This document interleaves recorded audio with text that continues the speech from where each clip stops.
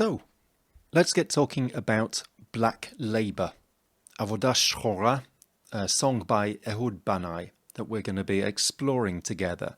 A bit of background about Ehud Banai, the artist. His first album was released in 1987. Quite a few hits were in it. It really made a big splash, including this particular song, Black Labour. And from 87 to this day, he is still a successful singer-songwriter, creating new albums and filling auditoria throughout the country. He comes from a famous showbiz family. There are uncles and cousins and nephews and nieces and grandparents involved in TV or music or performance. There was a Yossi Banai and there's a Yuval Banai. There was a Meir Banai, Eviatar Banai, Orna Banai. All these Banais ornament the Israeli cultural scene. This song in particular is about the arrival of Jewish Ethiopians into Israel. The common mythology is that Israelis discovered Jewish Ethiopians and saved them from starvation in Ethiopia. That is all true and is also missing a huge element of the story, which is the actual story of the Ethiopian Jews themselves.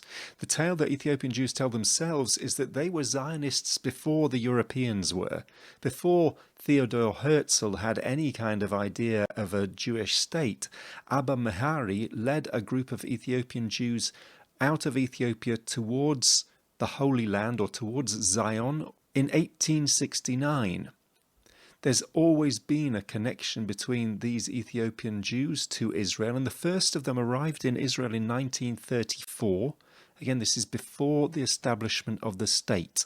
1934 there were Ethiopians, but in the 1980s that was when there was political and humanitarian turmoil, and some 17,000 managed to escape Ethiopia, walk thousands of miles across to Sudan through the leadership of Feredi Aklum and others, and with the help of the Mossad and the Israeli establishment, who managed to fly them over into Israel and become Israeli citizens.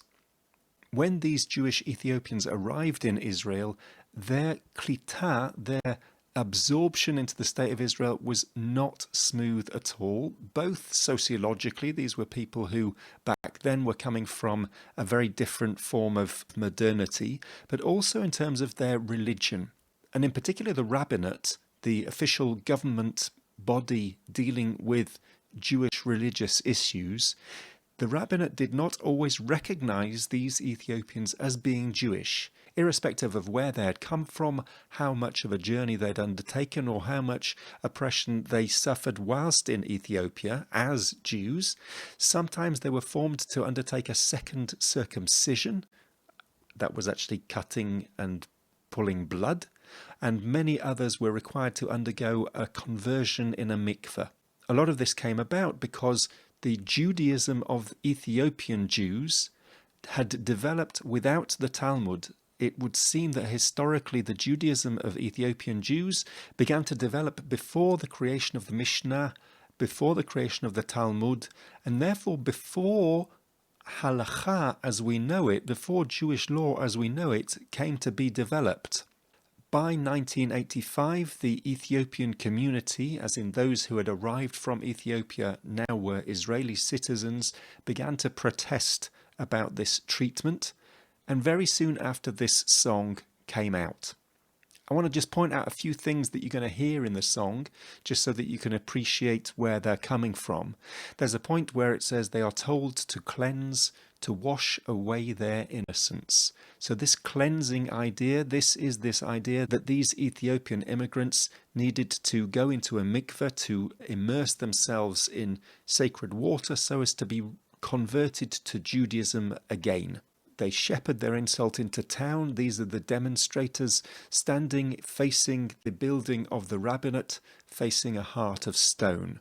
So here Banai is referring to the demonstrations themselves. So now I recommend you go off and listen to the song. Up in the top right you'll see with the little I, there's a link to the original Avodah Shchora. Meet you in a minute.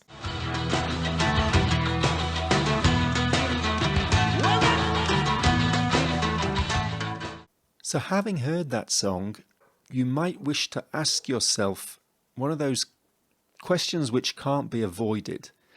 What strike you as the similarities and the differences between the Ethiopian Jewish experience in Israel and the black experience in your country?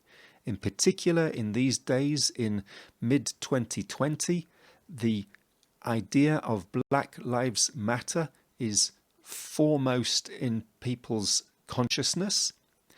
And as a result, we jump to assume that the experiences are the same.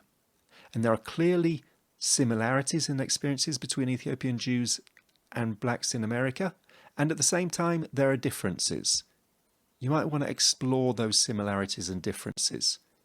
And in particular, you might want to ask yourself, to what extent does history and intention matter? For example, that the Ethiopians came to Israel because they chose to come to Israel, and the Israeli establishment helped them arrive here, whereas the arrival of black African slaves to North America was by no means a choice. And does that influence the way in which we see the experiences of both communities today? And then there was a remake. The song got remade in response to a different crisis of people arriving in Israel from Africa.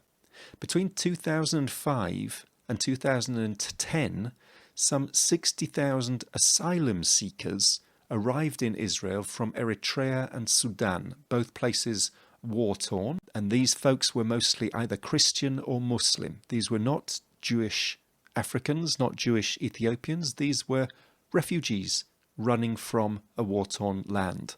Their status even today remains blurred. The vast majority of them have not been granted asylum. The vast majority of them, even their applications for asylum as refugees, have not been processed. So they lack rights, live in poverty in poor areas of Israel. As of 2020, there are still some 40,000 African asylum seekers in Israel, most of them from Eritrea, unable to go home to a crazy place, Eritrea. In 2018, the government tried to expel these asylum seekers to third countries. There was an acceptance that they couldn't go back to Eritrea or Sudan, but perhaps they could go to Rwanda or countries nearby. And this song was remade, as in Ehud Banai's original Black Labour was remade, as part of a campaign to stop the expulsion. The campaign succeeded, but the status of asylum seekers from Eritrea is still unclear, and in particular in these COVID times, their situation is even worse. So you'll want to go and listen to that song. You'll need to look for the link down below because it's a Vimeo as opposed to a YouTube.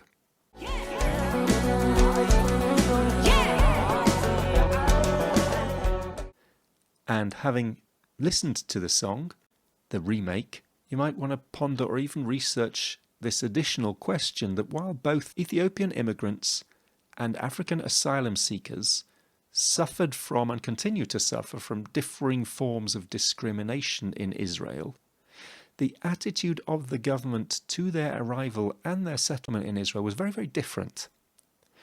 What do you understand to be the difference between these attitudes? What does this tell you about Israel? And how do you feel about it all? This has been our exploration of Black Labour by Ehud Banai. This is me, Robbie Gringrass, presenting this for Makom, the Israel Education Lab of the Jewish Agency, as part of a project in partnership with Moishe House, which was extremely generously supported and funded by the Jim Joseph Foundation. Feel free to explore our additional song guides.